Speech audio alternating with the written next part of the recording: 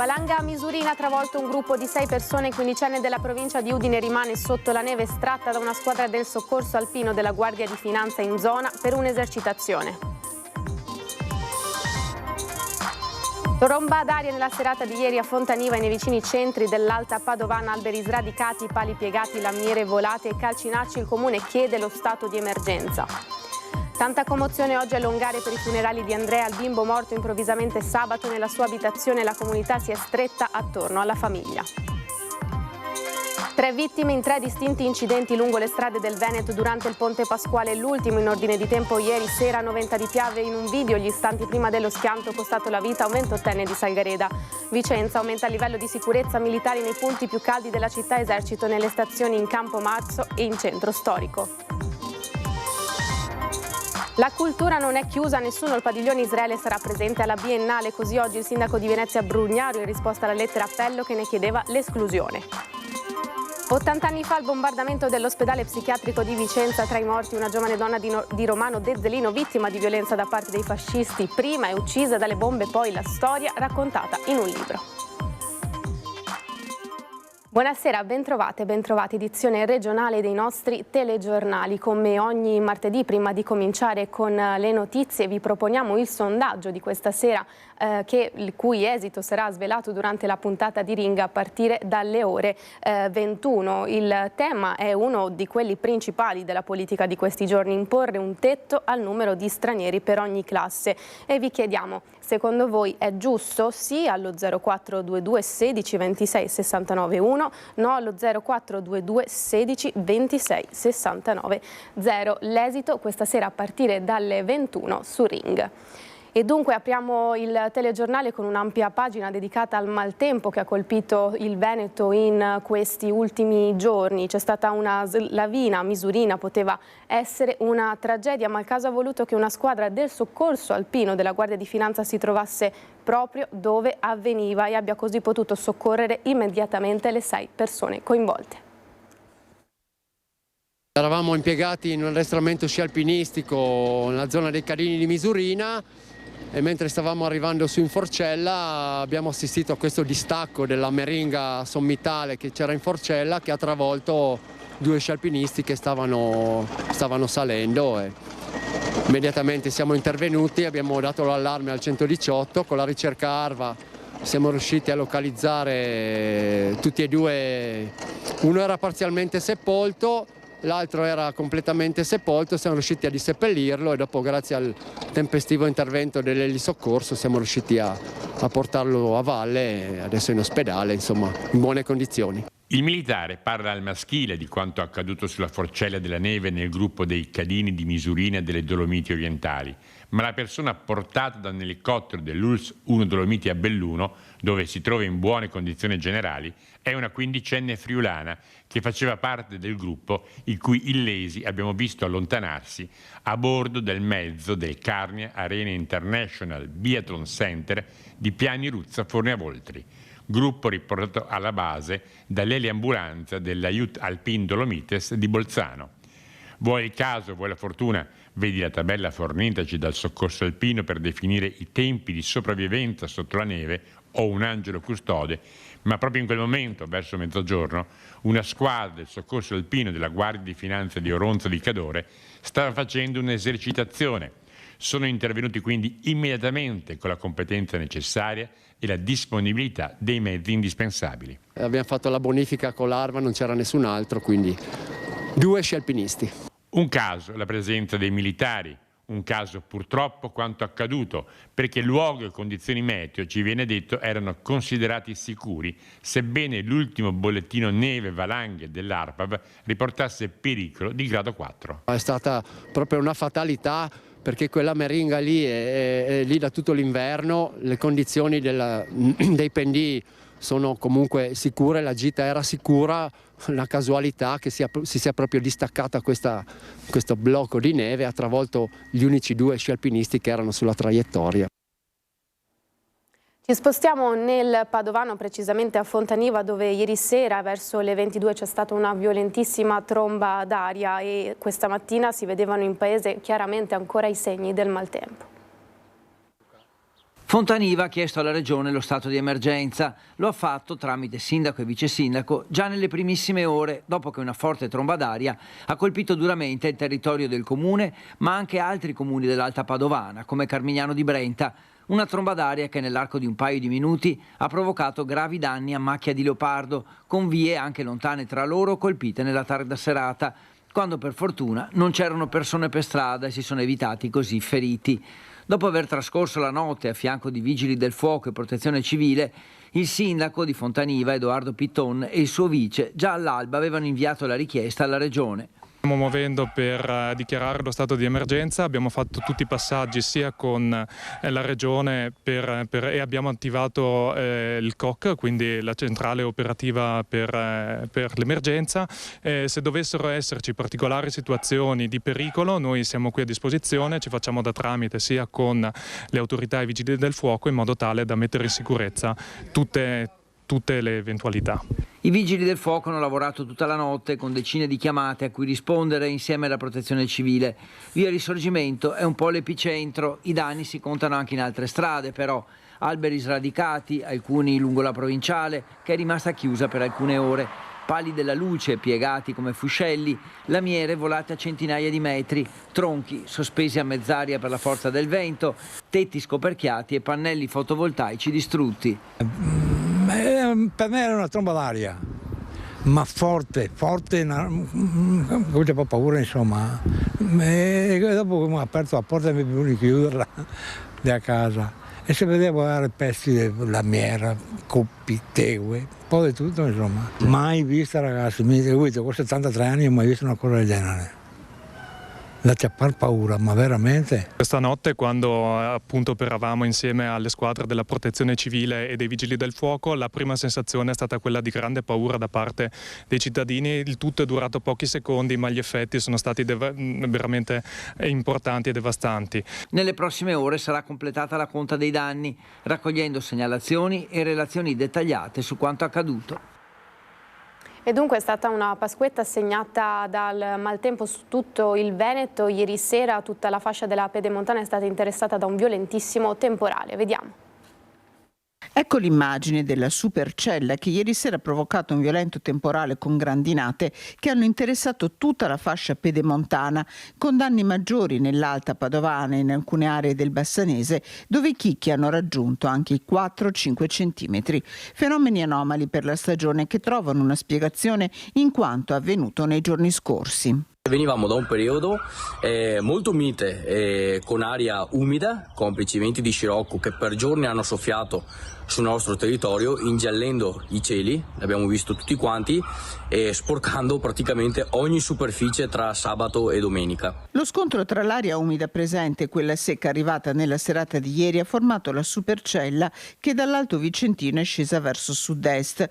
Un 2024 anomalo sul fronte meteo che ha già fatto registrare un marzo con piovosità doppia rispetto alla media degli ultimi 40 anni e che ci porta verso un fine settimana con temperature da record. Le temperature minime non scenderanno, anzi si attesteranno probabilmente quasi ovunque oltre i 10 gradi e in pianura, soprattutto nelle ore centrali del giorno, ci verrà anche a 25 gradi con locali picchi anche superiori, quindi veramente una situazione anomala. Caldo in pianura, temperature da record anche in quota a 1400 metri previsti tra i 13 e i 15 gradi, valori tipici della prima decade di giugno.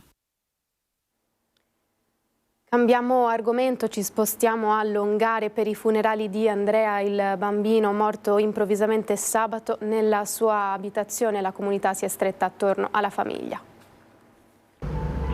La piccola bara bianca di Andrea Restiglian è stata accompagnata oggi nella chiesa parrocchiale di Custozza dai suoi genitori e dalle 3 sorelle più grandi, ancora attonite dal grande dolore per l'improvvisa scomparsa del piccolo maschietto di casa all'età di soli 2 anni.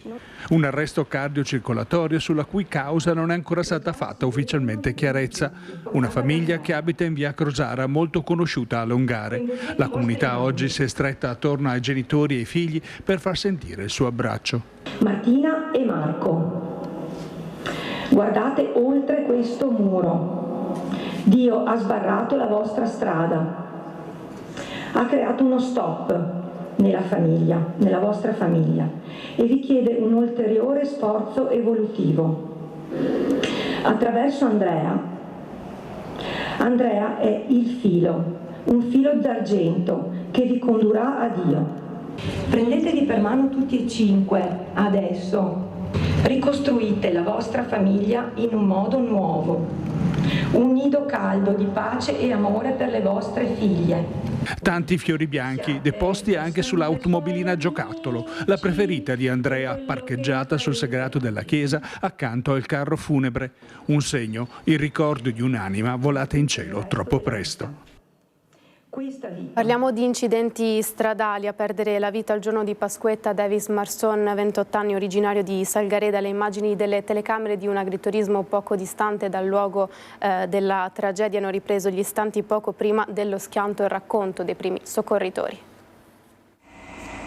Ore 16:30, la Fiat Punto guidata da Davis Marson, 28 anni, di Salgareda, che imbocca la curva di via Romanziola, 90 di Piave, poi la virata improvvisa verso sinistra. Le telecamere dell'agriturismo riprendono l'arrivo dell'auto, il silenzio, poi l'urto violentissimo contro una vettura che arrivava dalla corsia opposta. Abbiamo sentito un botto, una cosa spaventosa, e appunto abbiamo visto l'incidente, siamo usciti e abbiamo portato i primi soccorsi, chiamando il 118 perché altro non abbiamo potuto fare. Subito sono arrivati il soccorso, i pompieri in velocità, ma ormai non c'era più niente da fare. Lo schianto con un'utilitaria con a bordo 3 persone, di cui una signora di 85 anni seduta sul sedile posteriore, che per l'impatto è stata catapultata nella parte anteriore dell'auto. Feriti, ma non in modo grave, sono stati tutti e 3 portati all'ospedale di San Donà di Piave per gli accertamenti del caso. Per Davis Marson, invece, inutile ogni tentativo di salvarlo. Troppo violento lo scontro che ha sbalzato l'auto del giovane sul campo adiacente alla strada. Davis aveva da pochi giorni compiuto 28 anni. A Fausto e Fabio, titolari dell'azienda Opitergina dove lavorava, il messaggio mandato la scorsa settimana: "Non vedo l'ora di tornare", diceva. Il giovane sarebbe infatti dovuto rientrare in queste ore dopo le vacanze pasquali e qualche giorno di malattia trascorso a casa. Lo aspettavamo per festeggiare il suo compleanno, raccontano i titolari. Un ragazzo solare e intraprendente che aveva cominciato a formare i più giovani, che lo seguivano anche nelle sue trasferte all'estero. Davis lascia la mamma Sonia, il papà Giancarlo e il fratello maggiore Loris. Salgareda, paese d'origine del giovane, è in lutto. Nella piccola comunità, infatti, Davis era molto conosciuto, tanti gli amici e i legami con il paese, a partire da quello della famiglia, volontaria da tempo della Proloco paesana. Dispiace che un ragazzo di giovane età così perda la vita in questo tragico incidente. Siamo veramente molto addolorati, tutta la comunità è rimasta sgomenta. Operazione Strade Sicure è tornata ufficialmente oggi in città. Ecco i militari uscire dalla questura mentre vanno a presidiare i punti di Vicenza, dove arriva più pressante la richiesta di sicurezza dei cittadini. Sono 18 commilitoni del terzo reggimento Genio Guastatori del raggruppamento di Friuli Venezia Giulia e Veneto che a Vicenza sono entrati in servizio avvicendati in 3 turni dalle 7 del mattino fino all'1 di notte. Una presenza costante 7 giorni su 7 prevista fino alla fine dell'anno. Con questo noi ci fermiamo, qualche istante di pubblicità, a tra poco.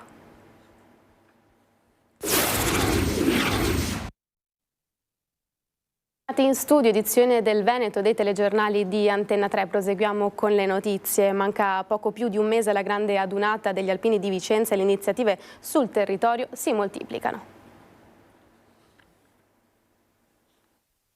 Vogliamo aiutare gli alpini a appoggiare un piede sicuro attraverso le nostre coperture per tutte le attività che loro fanno, molto importanti, a supporto del territorio con l'attività di volontariato, di protezione civile. Un supporto concreto per chi ogni giorno si mette a disposizione degli altri, una vera e propria assicurazione degli alpini che Itas Mutua lancia a poche settimane dalla grande adunata di Vicenza. Solidarietà e mutualità, i principi cardine di una partnership che guarda lontano anche temporalmente. Con loro abbiamo sviluppato una partnership che durerà 2 anni, sosterremo la loro adunata di Vicenza e la prossima di Biella, e con loro offriremo importanti garanzie attraverso loro, soprattutto agli alpini, alle loro famiglie, ai loro familiari, dando coperture tipiche di ITAS a favore delle famiglie e dei rischi che tutti i giorni incontriamo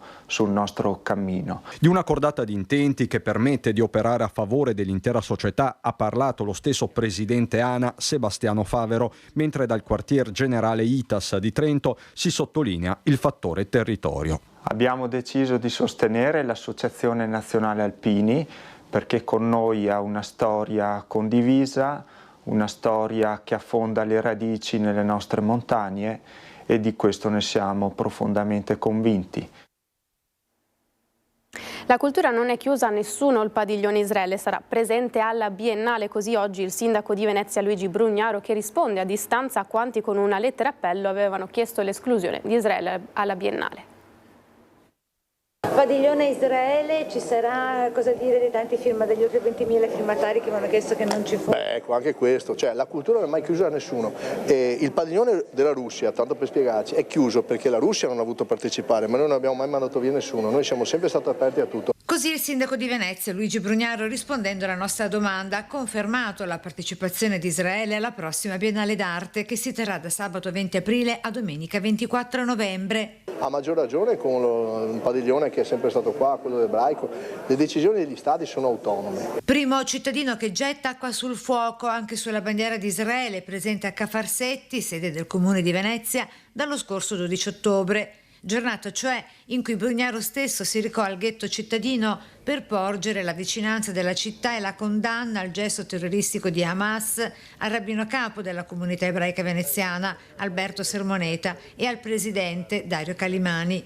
Noi abbiamo messo la bandiera per ricordare il momento del 7 ottobre, che è un momento drammatico e tragico. Finché ci saranno gli ostaggi, un ostaggio, noi resteremo con la bandiera. Tolti gli ostaggi, noi toglieremo la bandiera. La bandiera del popolo di Israele continuerà a sventolare dalla loggia di Cafarsetti insieme a quella dell'Ucraina, continua Brugnaro. La stessa vale per l'Ucraina. Finché c'è il conflitto in corso, c'è un'aggressione in corso, noi terremo la bandiera, ma è una presa di posizione rispetto alla libertà, non certamente a una scelta tra uno Stato e un altro. Da qui la condanna anche a Netanyahu. Io personalmente sono per due Stati e con rispetto reciproco, però bisogna dire che il rispetto è sempre reciproco, cioè Israele deve smettere immediatamente di fare quello che sta facendo, non c'è dubbio, ma anche quegli altri devono smettere di tirargli i missili addosso. È una cosa che andrebbe detto da tutti, però tante volte si sente, ma tu poi sì, ma non riconosciamo, e allora bisogna che trattino, e sono troppi anni, c'è tanto odio lì. Con la proposta Venezia come il Cairo, città lagunare che si candida come mediatrice in cerca della tanto auspicata pace tra i due popoli in guerra.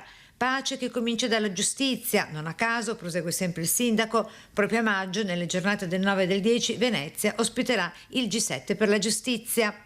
La macchina della giustizia deve funzionare, per cui che il G7 venga fatta a Venezia è un grande onore, per cui non è la manifestazione della pace, però ci tenevo molto, è una cosa che devo ringraziare il ministro Nordio, ovviamente, sono loro il governo che sceglie.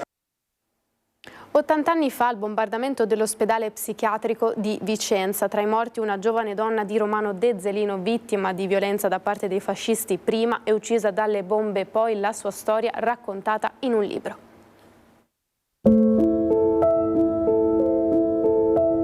«1944, nel pieno del conflitto, che cosa accadde ad Antonia Andolfatto?» Lei abitava a Romano come tutti gli Andolfatto, che noi chiamavamo e chiamiamo tutt'oggi Baretina, nella casa vicino alla Valle Santa Felicita, dove c'erano delle polveriere. I partigiani ogni tanto facevano delle rappresaglie, colpi di mitra, arrivavano i fascisti, prendevano a caso delle persone, le portavano, le interrogavano. Quel dì toccò anche a lei. Tranquilla mamma, osò subito, tra un'ora so casa, invece Antonia non rincasò. Aveva 29 anni Antonia Andolfatto, una delle due donne che riposa in questa cappella, una donna uccisa 2 volte. Era morta nello spirito e nel corpo, violato un mese prima di quel 2 aprile di 80 anni fa, quando i fascisti l'avevano strappata da casa per interrogarla dopo un'incursione partigiana alle polveriere in Valle Santa Felicita. Poco tempo prima ne aveva riconosciuto uno che quel giorno si vendicò.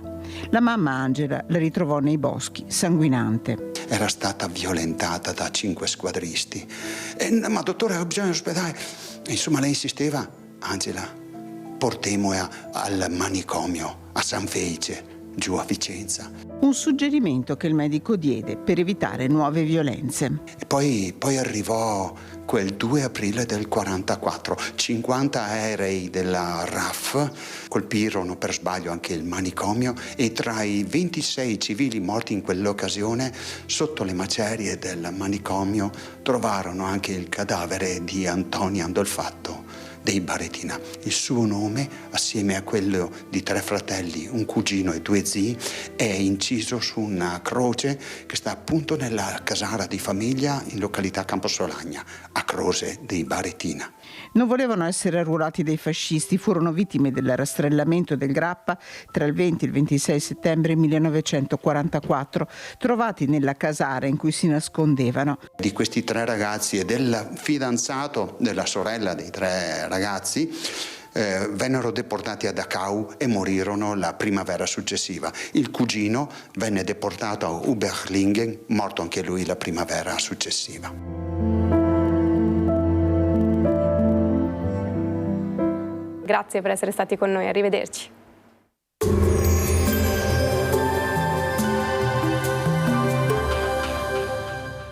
Cooperativa Agricola Volpago offre carni fresche e selezionate di prima qualità, senza uso di antibiotici, direttamente dagli allevamenti locali dei nostri soci allevatori.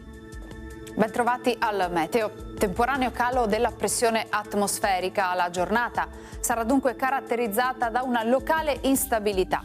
Il dettaglio di mercoledì 3 aprile. Sul Veneto cielo in prevalenza sereno o poco nuvoloso.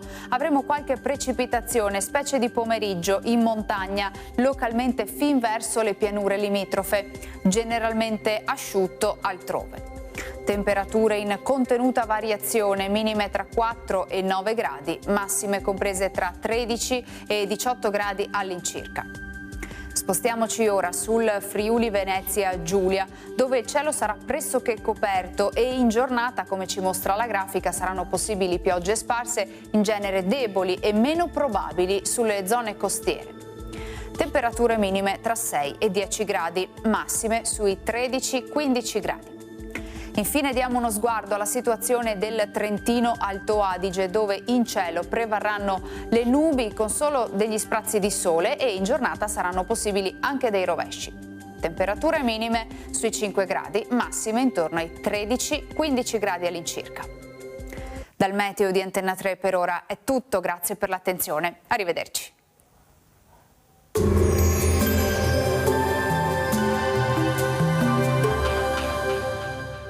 Cooperativa Agricola Volpago offre carni fresche e selezionate di prima qualità, senza uso di antibiotici, direttamente dagli allevamenti locali dei nostri soci allevatori.